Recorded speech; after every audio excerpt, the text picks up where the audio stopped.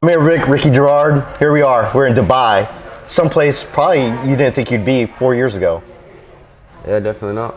It's amazing to be here. It's a great place. I had a great time here 5 years ago when I first competed here, and yeah, it's awesome to be back. I always have a great time here, and the people are very welcoming. And yeah. Did they reach out to you, or was that something you reached out to them about being here at this competition? Yeah, they reached out to me. Yeah. Yeah. Saud, the director, reached out and said, "How do you feel about getting an invite to the Dubai CrossFit Champs? We're only going to have 20 people, and we want you to be one of them." So I said, "Man, it'd mean the world to me. I would love the opportunity to showcase what I've got."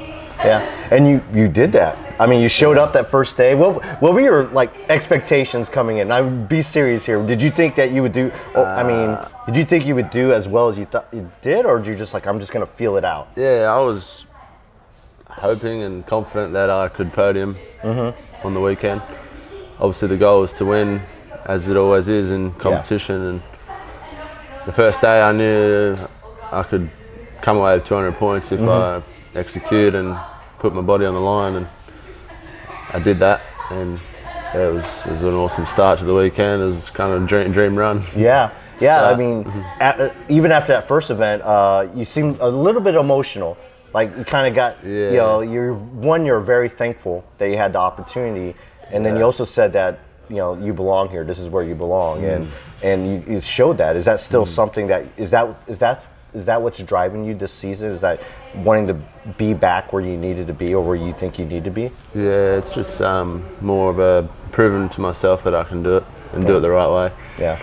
And that's what's kept me going these 4 years. It's like I didn't want to live with that regret for the rest of my life, knowing the capabilities I have. Yeah.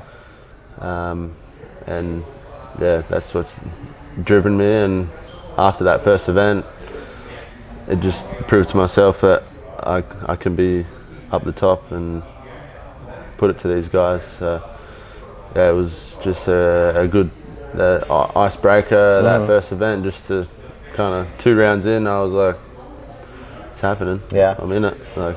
It's not a dream. Yeah. But did it feel like a dream at any point, or when did it settle in that this I'm doing this? This is I finally, after 4 years, I'm back here and I'm back where I belong. Yeah, it felt like a dream last night, like this award ceremony and stuff. Some of the workouts just go so quick, and it's so much adrenaline, and you don't get time to absorb it until later when you think about it. But in the award ceremony and the crowd and the lights, and kind of sunk in then the most. Like I'm back. I've just podiumed at my first competition, and yeah, it felt great, man. Yeah, I loved it. I missed that feeling. Like you can't beat that feeling. Yeah, I mean, I wouldn't know. I've never been at that level, but you certainly, proved yourself this weekend, because it was a really good field. Lazar, Roman. I mean, you had a lot of games athletes there, and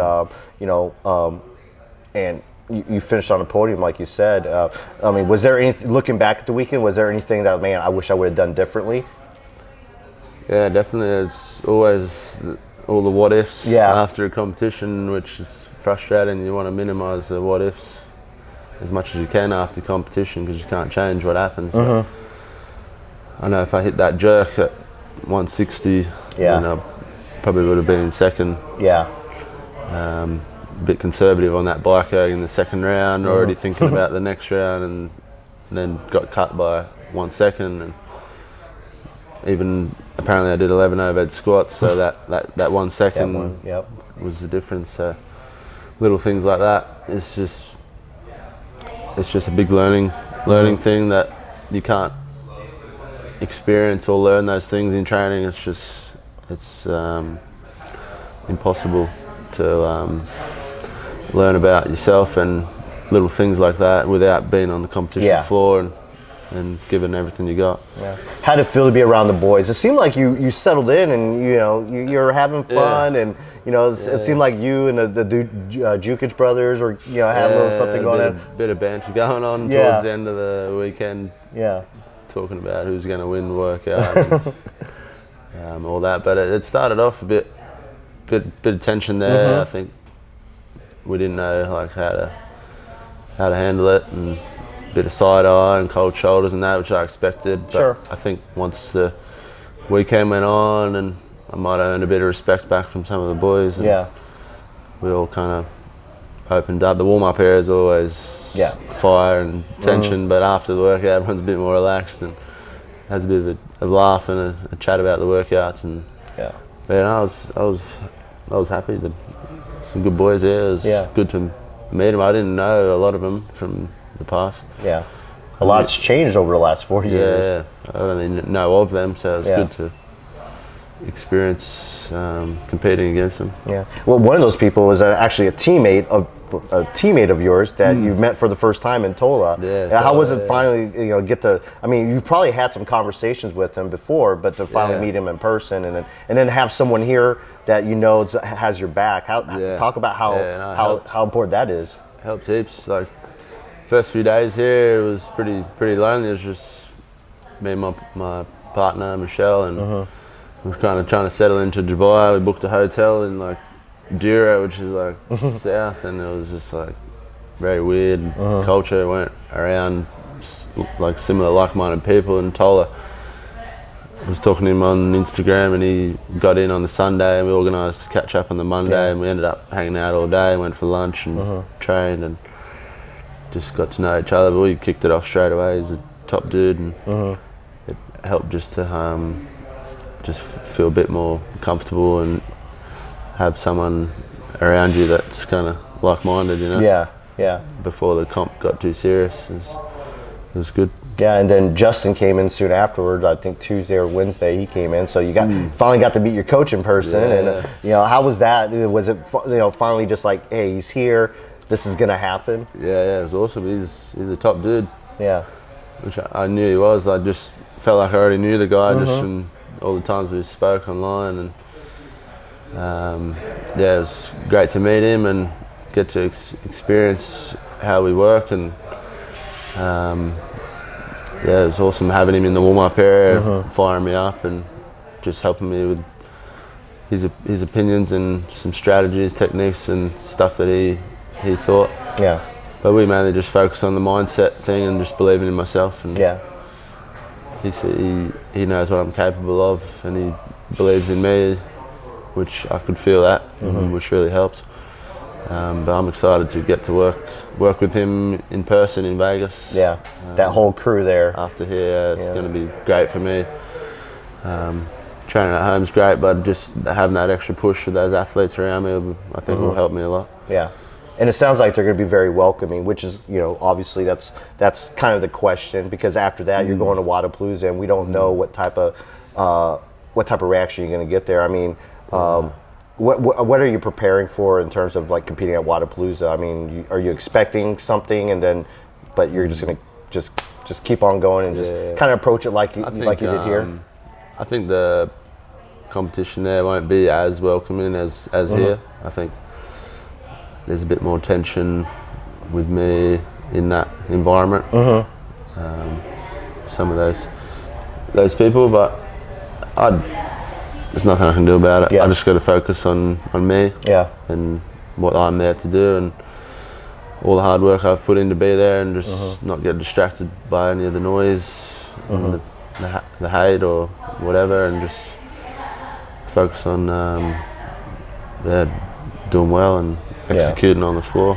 Yeah. So since you've been here, I think you've been tested twice, correct? Yeah. Yeah. Two days in a row. 2 days in a row, and I mean, obviously, people are that's always gonna be something that's brought up. But I mean, are you obviously after 2 days of being tested, that's something you're expecting now? Yeah. And I mean, and we had this conversation before. You said you're gonna do things the right things, but what are doing things the right thing? Are you just not even taking anything at all? You just sticking to water, or just pretty much. Yeah. I got tested on the Friday morning, the day after the first competition, and that was with the drug-free sport guys, and I knew there was going to be another test after the comp, I was assuming, but Justin was like, where's your protein, where's your carbs? It's like, man, I don't touch nothing anymore. I just drink water and eat fruit. And then like vitamin C and just like zinc and just like the basic minerals just to keep my immune system healthy. So, obviously there's a different format than when you was last competing. You had regionals. Now you got open, quarterfinals, and the semifinals. In the semifinals, more likely it's going to happen back in your, hopefully maybe in Australia, like they did in Torian. If that happens, are you looking forward to competing in front of that home crowd? And I think that's what I'm most looking forward to out of it. Like, besides the games, that comp at Torian, super pumped for that in front of my home family and town and friends. All my community and that will be there behind me. And the Aussie boys and that comp's always a good hit out. Everyone always goes hard and wants to prove who's top dog. So I'm super pumped for that. Yeah, and then ultimately the ultimate goal is to make it to the games, and not just make it to the games, but you're not content with just making it to the games. You want to go. You're going there to win. Yeah, for sure. I wouldn't have hung around these 4 years if I didn't believe in myself that I can win the CrossFit Games. So that's going to continue to be the goal and the focus. So we'll punch that ticket and then continue on to trying to achieve the next one. Yeah, I mean one of the things, and I guess a lot of people don't understand is like it's hard to be a professional athlete in this sport. I mean, there's not enough money out there, so a lot of athletes depend on sponsorships, and obviously what happened to you lost a lot of sponsorships, and as you've come back, are some of those sponsors starting to come back, or are you kind of waiting or feeling it out? Especially after a weekend like that, there might be sponsors, but if there are sponsors out there, are you being sponsored by anyone now, Yeah, I'm sponsored by a clothing company now, Max Lift Australia. They're just helping me out with clothing, and they supported me financially coming over here, which was awesome. And then I got a food prep company, Live Fit Nutrition. They supply me food every week. So that's the deal there. And other than that, it's a few little sponsorships kind of hitting me up here and there, but I didn't want to just bring everything in. I just kind of don't really feel like I deserve it yet. I just wanted to do it organically and try and pay my way back to being here and kind of earn my right to get those sponsorships and be supported. But it's great to have family and family support financially to get me here, and obviously I had to work a job the last 4 years to be able to keep my head above water and put food on the table and pay rent and drive around in the car. So it is a hard sport to get by financially, because if you're not training, putting in the hours of the training, you just fall behind. And this is a sport you can't fall behind, because there's young athletes out there that'll pass you up. That's it. You're also, you stay pretty active outside outside too. So you have a lot of hobbies. Talk about some of those hobbies. You like longboarding. Do you surf? Yeah, I surf a bit. I live in Wollongong, not far from the beach. So me and my brother are always out surfing. We got like a surf kayak and a few surfboards and that, bodyboards. So if the waves are good, we're always out trying to catch some waves. And we got a longboard. We just cruise around town and heaps nice cafes and chase all that. And the mountains is only 5 minutes behind where we live. So you still dirt bike? Yeah, I sold my motorbike. It was a bit dangerous. I was still riding and going to the track now and then. Some of my mates are still right into it. So I went there and nearly had a big crash. I was saved and don't know how I got out of it. And I was like, shit, I can't be doing this. So I ended up selling the bike, but I'm right into mountain biking. I love mountain biking. Downhill, just send it straight. Don't use the brakes. No brakes. Just lock the eyes in and maneuver around. That's obviously an escape for you. Is that just something you just one, it's fun, and it's just a release from everything. Obviously that's something you did a lot of over the last 4 years. Yeah, for sure. I bought a mountain bike not long after my band, and I pretty much lived on it. It was a great escape for me, just out in the bush, just fitness without realising you're doing it, and just a bit of adrenaline and having fun with that. So the activities, like, I've grown up doing all sorts of sports and love like going fast and anything motorsports. I follow the F1 and GP, and I used to race speedway on motorbikes, and I love all the adrenaline sports. So I'm always any chance I get to get involved and get out there and get out of the gym for a bit, I'd make the most of it. Do you have any other passions besides, like basically being an adrenaline junkie? I mean, is there anything else that interests you outside of CrossFit? I love UFC. Yeah? Yeah. Yep. UFC is awesome. I love watching that. I follow that pretty closely. And the boxing.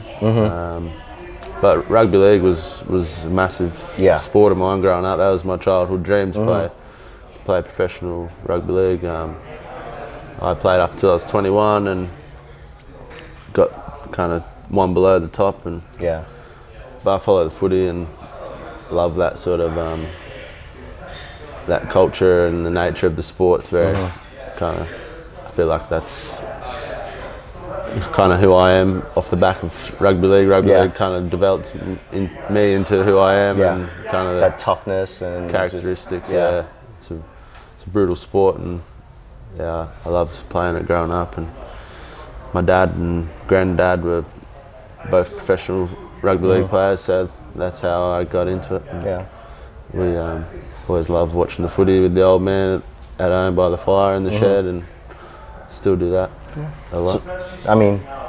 So you're back in the sport. I mean, how much long do you have like a timeline? Like how long do you want to keep on competing in this sport? 35 is what I think. No masters for you? I'd love to do masters, but I'll keep going as long as I can. As long as my body holds up, I'll keep going. I love it. I had 4 years to make up, so maybe I'll go longer than 35. But no, I'm excited. Long career would be great. Well, I know we're excited to see you, and we are actually happy for you that you competed this weekend and that you are on your path to redemption, and we wish nothing but the best luck for you, and hope to see you on the leaderboard. Yeah, awesome. Appreciate it.